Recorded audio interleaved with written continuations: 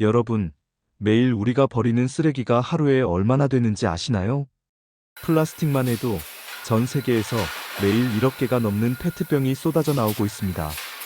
그런데 이 중 실제로 재활용되는 건 10%도 되지 않는다고 합니다. 우리가 아무렇지 않게 버린 비닐, 종이컵, 유리병은 그 뒤에 어떤 과정을 거칠까요? 오늘 지식하우스에서는 우리가 버린 쓰레기가 어떤 길을 걷는지, 그리고 그것이 우리 삶과 환경에 어떤 영향을 주는지 하나하나 살펴보겠습니다. 먼저 한국의 전체적인 재활용률을 보겠습니다. 우리나라는 세계적으로도 꽤 높은 수준을 기록하고 있습니다. 통계에 따르면 전체 폐기물의 약 86%가 재활용되고 있습니다. 매립은 약 5% 정도이고 나머지는 소각으로 처리됩니다. 수치만 보면 꽤 좋아 보이지만 사실 자세히 들여다보면 품목별로 차이가 크고 이름만 재활용일 뿐 실제로는 다시 쓰이지 못하는 경우도 많습니다. 그래서 오늘은 품목별로 구체적으로 어떤 과정을 거쳐 재활용되는지 한번 살펴보겠습니다. 종이부터 보겠습니다. 우리가 사용하는 박스나 우유곽 같은 종이는 수거 후에 펄프화 과정을 거칩니다. 잉크나 코팅을 최대한 제거한 뒤 섬유질만 남겨 새로운 종이로 다시 태어납니다. 택배 주문하고 난 뒤 버리는 박스가 정제 과정을 거치면 또 다른 종이 상자로 돌아오는 셈입니다. 우유곽이나 종이컵도 비슷합니다. 다만 종이컵은 안쪽에 코팅된 비닐막 때문에 일반 종이와 분리해서 모아야만 재활용이 가능합니다. 그래서 우유곽이나 종이컵 전용 수거함이 따로 있는 경우가 있는 것입니다. 다음은 금속입니다. 알루미늄 캔이나 철캔은 압축하고 녹여서 금속 원료로 회수됩니다. 알루미늄은 무한히 재활용이 가능한 자원이라 재활용을 통해 에너지를 크게 절약할 수 있습니다. 실제로 새 알루미늄을 생산하는 데 필요한 에너지보다 재활용 알루미늄을 만드는 데 필요한 에너지가 훨씬 적습니다. 철캔도 마찬가지로 용해 과정을 거쳐 다시 철 제품이나 건축 자재로 활용됩니다. 유리병도 대표적인 재활용 품목입니다.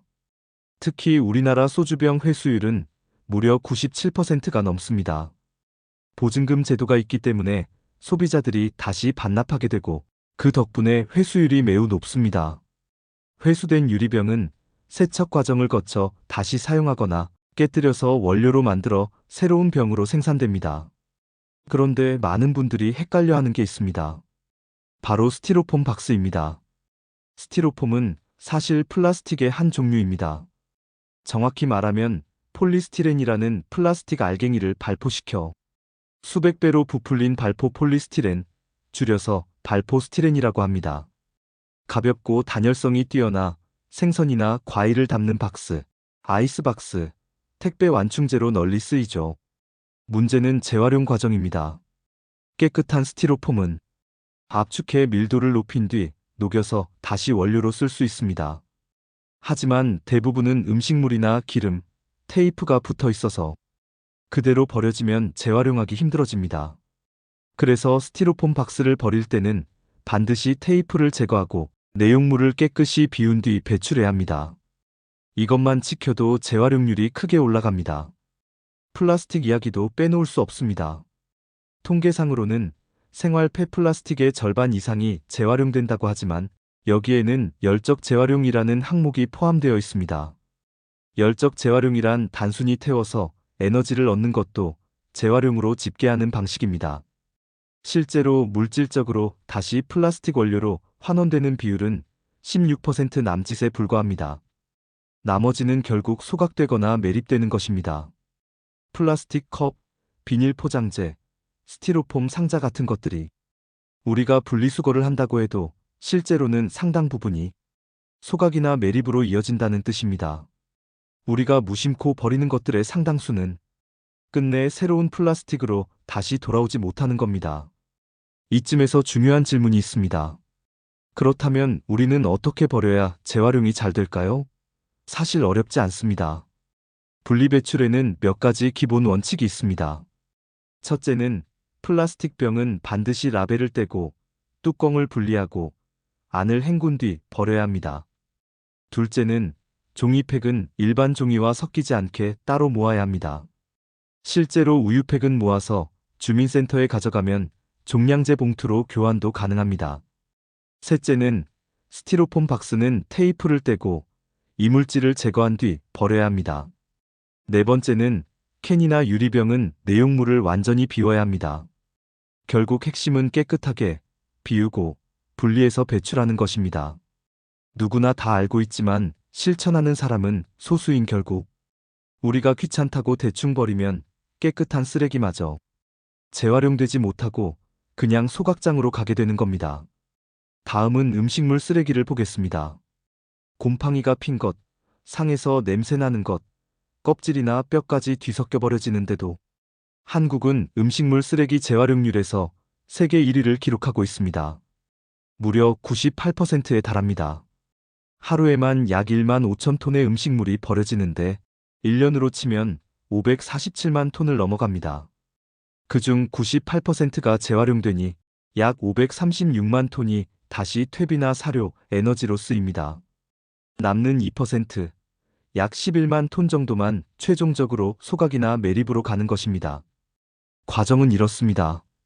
먼저 각 가정과 식당에서 음식물 쓰레기를 전용 봉투에 담아 배출하면 수거업체가 이를 모아 처리장으로 옮깁니다.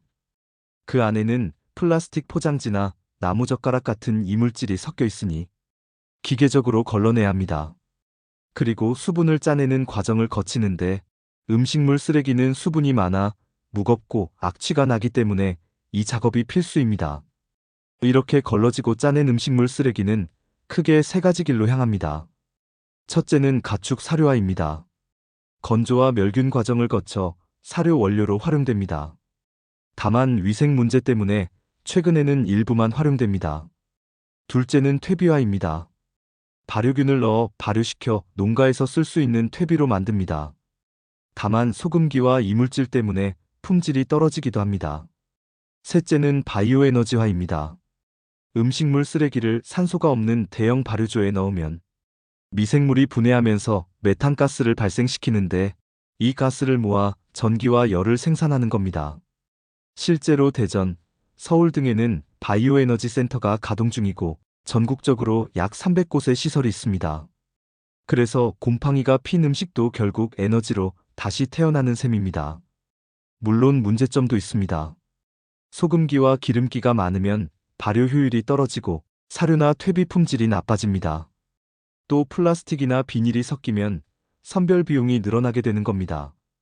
그래서 가정에서는 음식물 쓰레기를 버릴 때 물기를 최대한 짜고 비닐을 제거해 배출하는 게 중요합니다. 지금까지 한국의 재활용 과정을 살펴봤는데요. 그렇다면 다른 나라들은 어떨까요? 사실 나라별로 재활용률과 방식은 크게 차이가 납니다. 먼저 일본을 보겠습니다. 일본은 알루미늄 캔 재활용률이 80%를 넘고 철캔은 90% 이상에 달합니다. 금속 회수율만 놓고 보면 세계 최고 수준이라고 할 수 있습니다. 플라스틱은 표면적으로는 재활용률이 80% 이상으로 잡히지만 이 중 상당수는 소각하면서 에너지를 얻는 열적 재활용입니다. 실제로 새로운 플라스틱 원료로 되돌아가는 비율은 25% 안팎에 불과합니다. 다음은 대만을 보겠습니다. 대만은 쓰레기 종량제와 더불어 매우 세밀한 분리수거 제도를 갖추고 있습니다. 가정에서 나오는 생활 쓰레기의 재활용률이 55% 이상이고 산업 폐기물은 70%를 훌쩍 넘습니다. 거리에 쓰레기통을 거의 두지 않고 사람들이 직접 배출 시간에 맞춰 쓰레기차에 버리는 방식이 자리 잡으면서 시민 참여도가 매우 높습니다.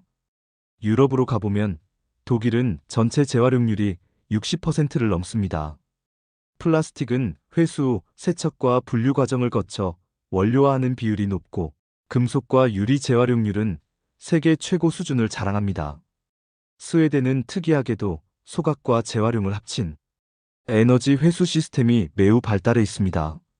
버려진 쓰레기를 태워 난방과 전력을 생산하는데 이 덕분에 매립률은 거의 제로에 가깝습니다. 마지막으로 미국은 어떨까요? 미국은 지역마다 차이가 크지만 전체 재활용률은 30%대에 머무르고 있습니다.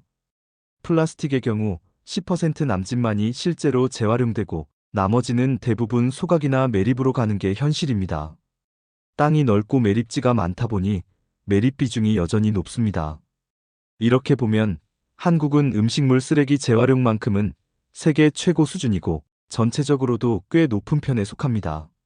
하지만 플라스틱처럼 여전히 한계가 큰 분야는 일본이나 독일과 비교해도 비슷한 고민을 안고 있습니다. 결국 재활용의 성패는 기술 발전도 중요하지만 시민들이 얼마나 제대로 분리배출을 하느냐, 그리고 정부가 어떤 정책을 세우느냐에 달려 있습니다. 정리해 보겠습니다. 우리가 매일 버리는 쓰레기 중에는 종이나 금속처럼 잘 재활용되는 것도 있고 플라스틱처럼 여전히 한계가 있는 것도 있습니다. 스티로폼은 깨끗이 배출하면 다시 원료로 돌아오지만 오염되면 처리하기 힘든 플라스틱이 됩니다. 음식물 쓰레기는 거의 완벽하게 에너지와 자원으로 다시 태어나고 있고 다른 나라와 비교했을 때도 한국은 높은 수준을 유지하고 있습니다. 하지만 플라스틱 문제는 여전히 세계 공통의 숙제입니다. 오늘은 이렇게 쓰레기의 여정을 함께 따라가 봤습니다. 이제 쓰레기를 버릴 때 이게 어디로 가고 어떻게 다시 쓰일지를 한번 떠올려 보시면 어떨까요? 지식하우스는 앞으로도 이런 일상 속 궁금증을 알기 쉽게 풀어드리겠습니다. 오늘 내용이 유익하셨다면 구독과 좋아요 꼭 부탁드립니다. 감사합니다.